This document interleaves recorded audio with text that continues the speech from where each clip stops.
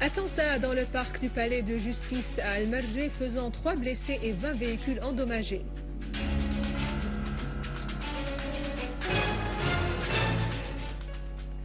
Poursuite des condamnations arabes et internationales de l'attentat terroriste contre Al-Ikhbariya.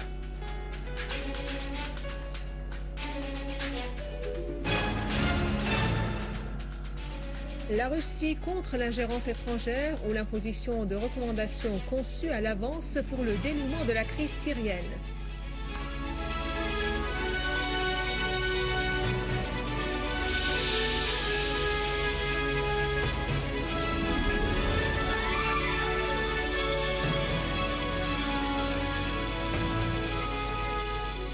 Bon après-midi, après les titres, voici notre journal.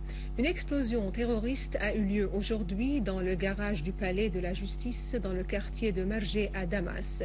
L'explosion a fait 3 blessés et des dégâts matériels dans 20 voitures stationnées dans le parc de stationnement alors que les pompiers ont réussi à maîtriser tout de suite l'incendie éclaté. Une source de la police du gouvernorat a fait savoir que la voiture qu'on avait fait exploser était une Octavia appartenant à une femme des habitants de Damas.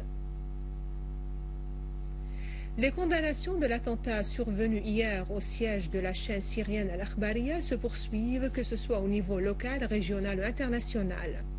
Le ministre libanais des Affaires étrangères et des expatriés, M. Adnan Mansour, a fermement dénoncé cet attentat horrible ciblant le personnel et le siège de la chaîne satellitaire Al-Ikhbariya. Cette condamnation a fait l'objet du télégramme adressé dans ce sens par M. Mansour à M. Walid Moualem, vice-président du Conseil des ministres, ministère des Affaires étrangères et des expatriés. Mansour a exprimé ses sincères condoléances aux familles des victimes et son souhait de prompt rétablissement aux blessés, tout en espérant que la Syrie surmonte dans les plus brefs délais cette crise. Plusieurs syndicats d'ouvriers professionnels avaient publié des communiqués dans lesquels ils ont dénoncé avec rigueur l'acte terroriste lâche contre Al-Ikhbariya. Parmi ces syndicats, celui des ingénieurs syriens qui a considéré dans son communiqué publié aujourd'hui que le journaliste, dans cette conjoncture, est un soldat au service de son pays pour repousser l'offensive médiatique qui vise sa patrie. Les communautés syriennes établies à l'étranger ont également fustigé et condamné à haute voix cet attentat perfide.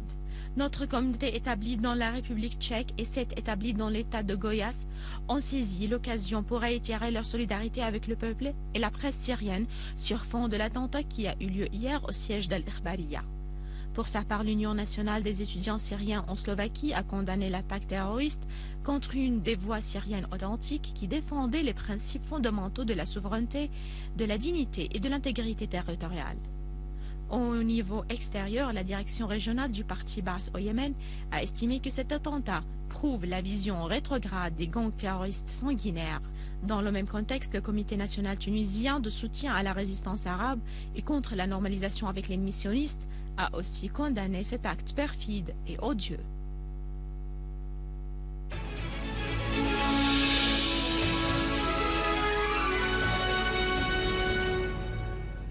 Le ministre russe des Affaires étrangères Sergei Lavrov a affirmé que la Russie et la Tunisie s'accordent à ne pas réitérer le scénario libyen en Syrie. Lors d'une conférence de presse conjointe avec son homologue tunisien Rafiq Abdessalam à Moscou, Lavrov a fait noter qu'aucun membre de l'OTAN veut rééditer le scénario et l'erreur qui a été faite en Libye, car ce genre de scénario en Syrie aurait des conséquences fâcheuses et dangereuses sur toute la région. Répondant à une question sur la prochaine réunion de Genève, Lavrov a indiqué qu'il n'existe aucun projet prêt en ce qui concerne la Syrie, faisant noter qu'il existe une panoplie d'idées et d'opinions qui vont être débattues samedi prochain à Genève. L'objectif de la réunion de Genève est de soutenir le plan de l'envoyé onusien Kofi Annan pour la Syrie et de préparer le terrain à un dialogue national global pour diminuer la crise en Syrie, et j'appelle à l'application du principe de la primauté de la loi internationale dans les relations entre les pays, du multipolaire et le renforcement du rôle central des Nations Unies. Concernant le massacre odieux survenu au siège de la chaîne Al-Ikhbariya, Lavrov a exprimé ses regrets de l'attentat qui a frappé le personnel et le siège de cet organe de presse, réaffirmant la nécessité de ne pas arrêter la diffusion des chaînes syriennes sur les satellites. Il ne faut pas arrêter la diffusion des chaînes satellitaires syriennes selon le souhait de certains pays européens actuellement, comme ça a été le cas de certains pays arabes précédemment, et ce pour garantir la liberté d'expression et l'indépendance des organes de presse syriens. J'exprime mes regrets de l'attentat survenu contre certains médias en Syrie.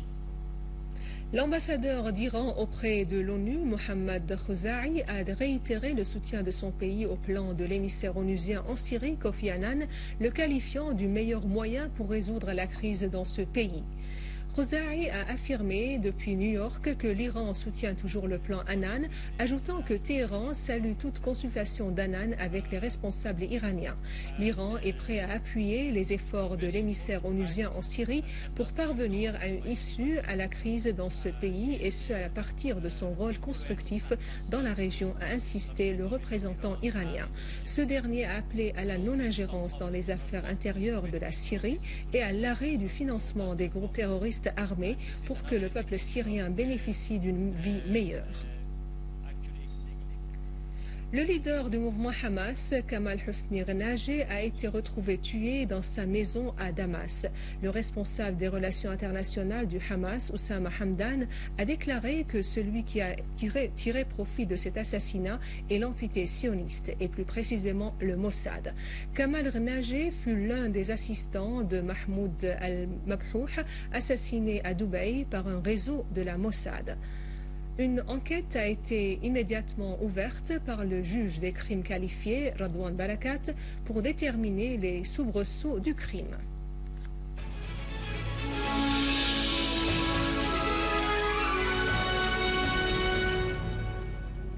L'Assemblée du peuple a tenu au cours de la matinée sa 8e séance sous la présidence de M. Mohamed Jihad Laham, président de l'Assemblée, au cours de laquelle le projet de loi amendant l'article 556 du Code pénal devenait ainsi une loi.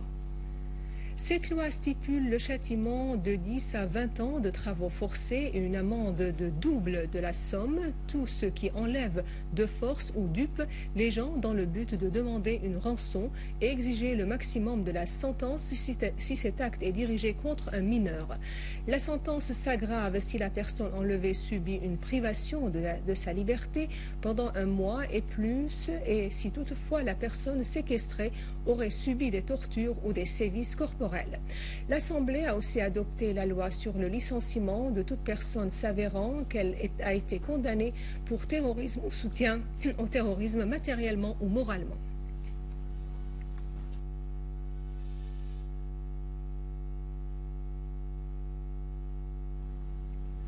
Et avant de clore ce journal, voici un rappel des principaux titres.